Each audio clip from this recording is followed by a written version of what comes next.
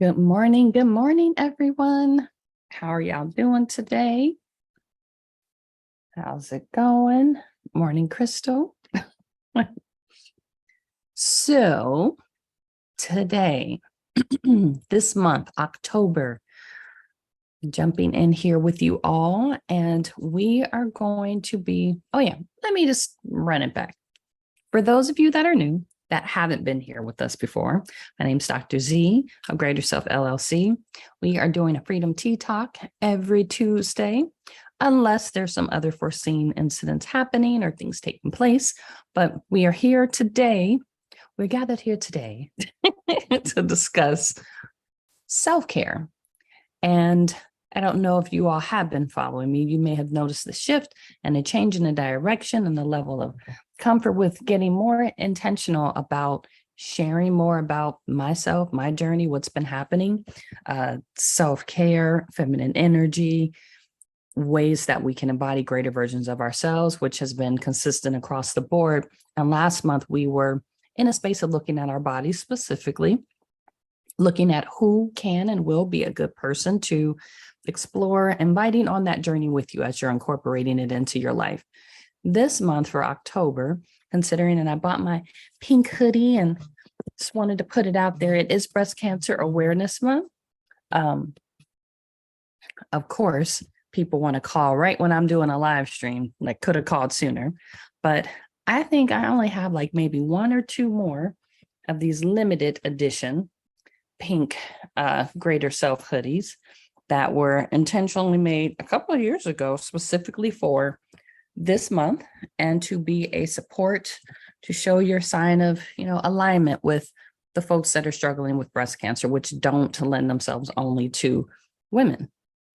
You may have noticed with the leopard print today we got going on. Yes, we're giving auntie vibes over here because those rich aunties that show up, those are the ladies that, if you notice, they've been able to take care of themselves. There's an aspect and component of how they've chosen to live and do life that meant they place themselves first.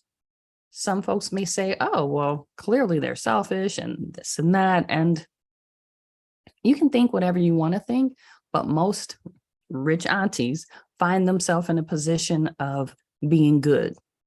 They aren't out here seeking extra help. They aren't experiencing large amounts of burnout on a regular basis.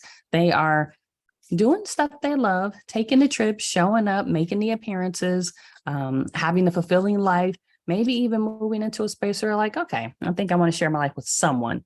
And they choose to and go about it in a way that allows them to be aligned with who they want to be and how they want to show up. That they can put on the little leopard jackets. And to be fair, it's really cold in here. And I chose to wear a sleeveless for whatever reason today.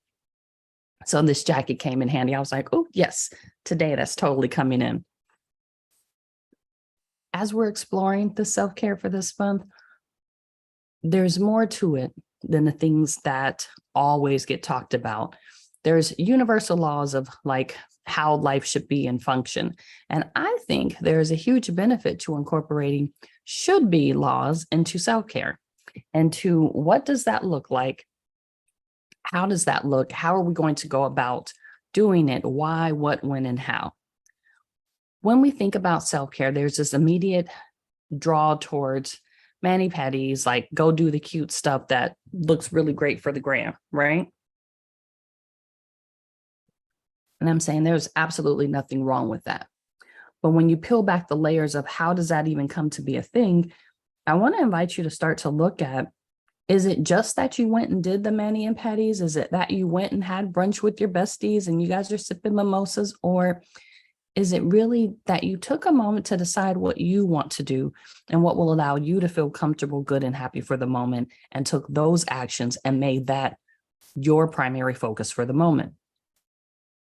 In those moments when you do decide, this is what I want, this is what I'm going to do, and if other people get to come along, great, but if they don't and you decide to still do it for yourself, those are the times where you have really cared for yourself beyond other people. There is this tendency for folks that give to other people. So I am directly speaking to service providers. Service providers look like anyone that provides a service to someone else. If you are teaching someone, you are providing a service of education. If you are giving someone a massage, you're providing their body with an opportunity to relax or maybe get super clear on where they need to go get some extra help and work on. If you are a therapist, you are providing a service to someone to help support them in their journey of dumping their mental stuff out so they can put it back together in a way that's going to make sense for them. Any of these, and even all types of other small businesses. If you're a photographer, then you are providing the service of capturing the most beautiful, epic moments of what that person has going on, or specific for a theme that you're working on.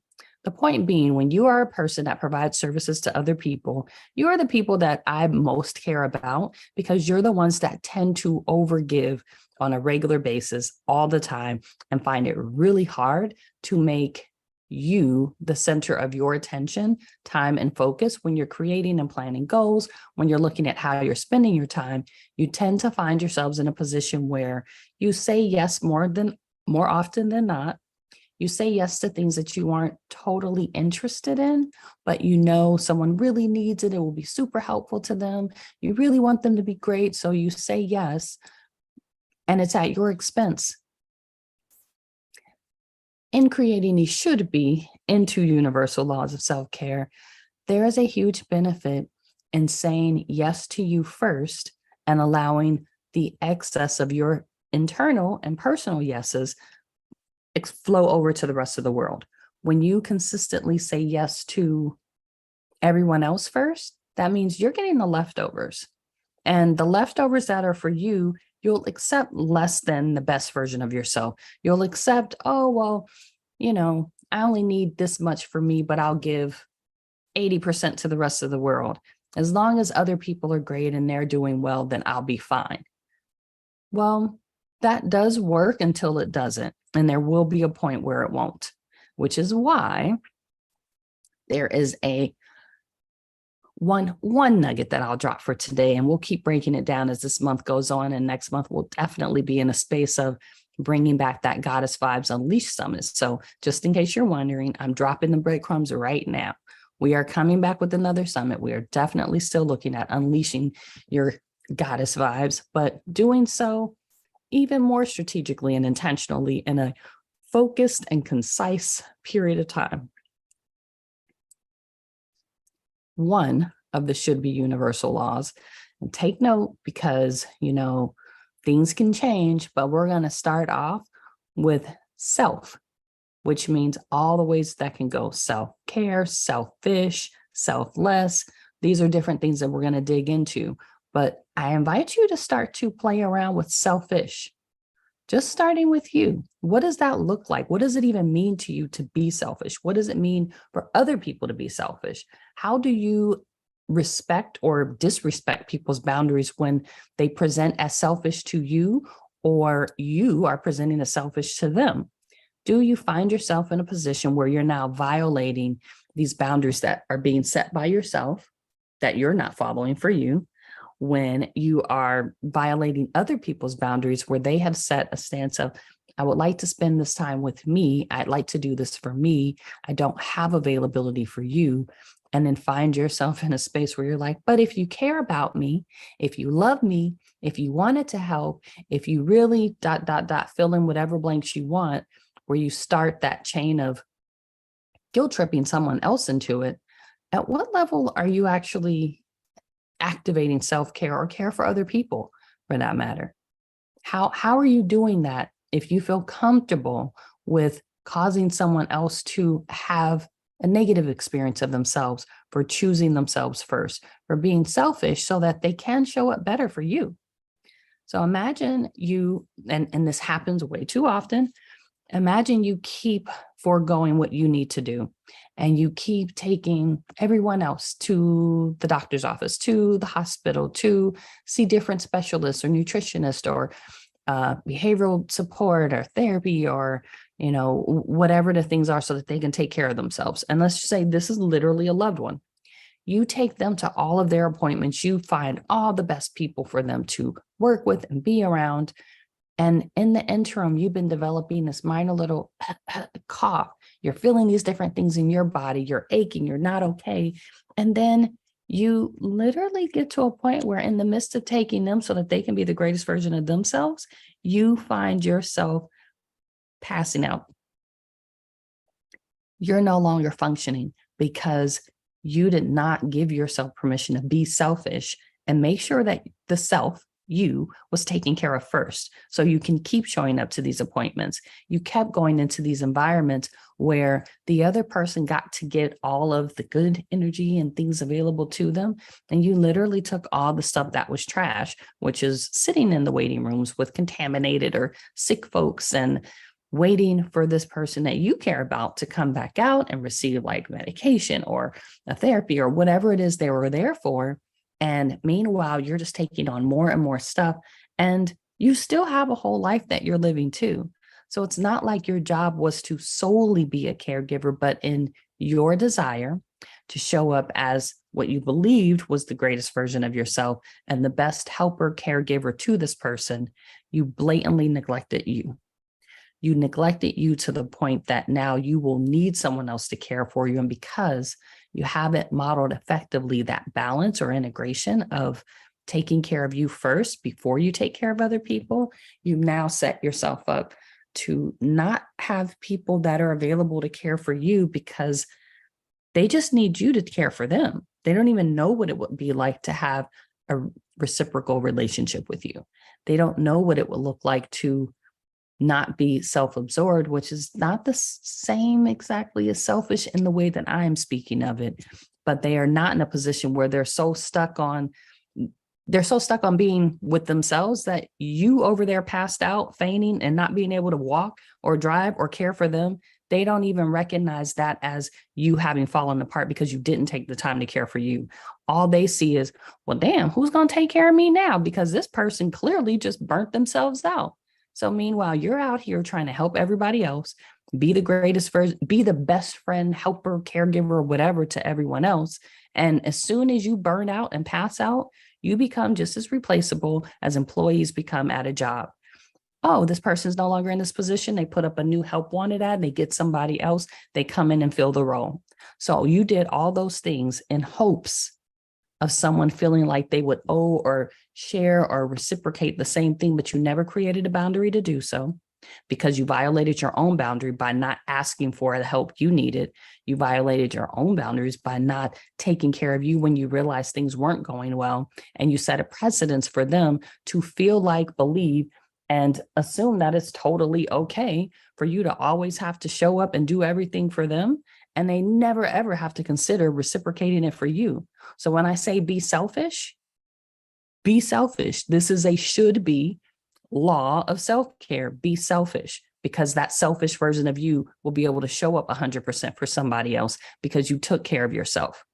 That unselfish version that is totally violating your own needs, your own stuff, is the person that is going to show up and damn near die trying to make sure somebody else is okay because you believe that being a martyr was going to totally, I don't know what, whether it was do something for you, get you something back, and it doesn't. It really doesn't. There is no benefit to die and be a martyr when you could have, hence you can change it right now if you're still here, you could choose to be selfish, take care of you, show up in the best version of you, and then help as it makes sense and works with what you want for yourself. So that way other people get an opportunity to totally build for themselves and don't get comfortable with the ideal of using other people, of being so self-absorbed that they miss cues that someone else is disrespecting their own personal boundaries, that as a friend, caregiver, or someone else, you can be like, hey, I know you said you're going to help me, but I also noticed you're about to pass out. You aren't saying it, but maybe you should take a break. That's that person now flipping the script and reciprocating the care that you've been giving for them. They shouldn't need to get there if you are able to notice for yourself and you can advocate for yourself and just say, hey, I know that this was my commitment and I want to be able to show up for you. I also am aware I might not be okay. So the way I show up may not look the way you want it to, or I may need to do it in a different version so I can take care of me first and still honor what I said. Still honor, but choose to do so in the way that works for you. So should be law number one, of self-care. Be selfish. Be selfish intentionally with caring for you. Be selfish with making sure you are good, you're healthy, you're strong, you're whatever the things that you need to be, but make sure that you're doing that first. So that way, as you go out and you offer to other people what you have to give, your gifts, those things, you can do so from a space of abundance and overflow. You can have the rich auntie vibes all day because you really got time for it. If this isn't where you're at right now, and of course, now I put this jacket on, it's getting all kinds of hot. So my little sleeveless under outfit is probably about to be my outfit for real. If you find yourself in a space where you have not been giving yourself the opportunity to be selfish, here's your permission slip. Go ahead, take it, start today. It can start with, I don't know, the first person that calls you, and not me, just kidding, that calls you and says, can you do, and you know it is going to be absolutely inconvenient and out of the way, whatever, like just say, I can't. Or not even I can't, I don't want to, which is also a complete sentence. People aren't used to that. We'll dig into that a little bit later into this month, but be comfortable with, no, I don't want to. Do you have the time? I sure do. Do you have the availability in your schedule? Absolutely. Do you have the resources to make it happen? Sure do. Can you do it? Absolutely not. And just stop talking. You don't owe any other explanation. You said that, can you? No, I cannot. No, it's not I cannot. I will not because I don't want to.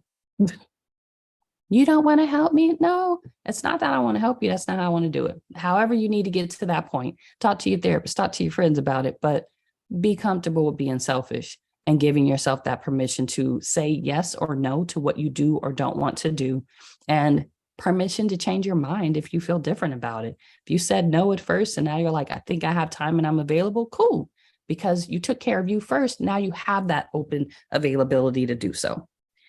When you don't, you find yourself running ragged all the damn time. I wish I could tell you, I'm just saying what I saw, but I'm telling you what I know from experience, and it doesn't feel good when you're supposed to be the person to care for other people. So all you folks that care for other people, you service providers, you're helping them with their health, like I said, photographers, therapists, all the things, make sure you take care of you too. So that way, when you show up, you can show out and be that greatest version of you. So let's see. What else did I want to make sure to share? I think that was pretty much the bulk of what I wanted to get kicked off for this month of self-care and what self even looks like in general, and the should be laws of self-care. So anticipate the rest of this month should be laws of self-care, and it's probably going to come about. I can feel it happening. Stay with me. Tune in next Tuesday. See what's going on over this weekend. I know I'll be getting fueled up and filled up with some awesome things that are going on, so I can come back with even more selfish ways to care for myself so I can care for the people that I really want to show up for in the best version possible.